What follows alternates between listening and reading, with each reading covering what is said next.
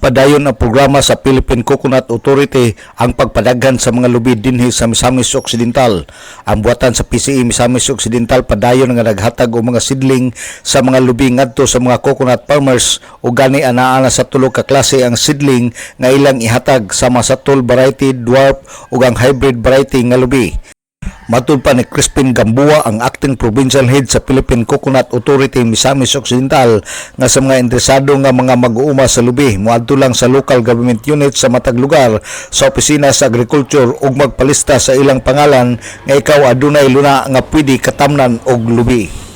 Ang ato ang buhatan naghatag gyapon og mga coconut seedlings, no? Nga mga tulo ka klase na atong coconut seedlings ang gihatag ha. Dunay ato ang tall variety kana mga tag-as nga kanang nanan nato kanunay diri makita, gitawag na sila mga Laguna og tagnanan variety na Laguna tall og tagnanan tall, no? Daghan pa na pay mga ubang mga variety nga na existing diri sa province. Then dunay tay dwarf nga lubi. Ang atong dwarf nga lubi mobiring ni siya og 3 to 4 years mag-start nagbiring.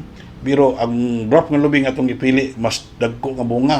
Katong gitawag na takunan dwarf. Crispin Gamboa, acting head sa Philippine Coconut Authority Misamis Occidental. Gidugang ni Gamboa nga kung sikinsa katong mga mag-uuma nga interesado moadto lang sa ilang tagsa-tagsa ka mga Municipal Agriculture's Office aron sa pagpalista. Alang sa DXDD Radio Campana, ang radyo sa simbahan, WD45 Dudong Balgaminto, muduyog si ka-75 nga jubileo sa simbahan sa Archdiocese sa Osamis, Danag, Silacbayan.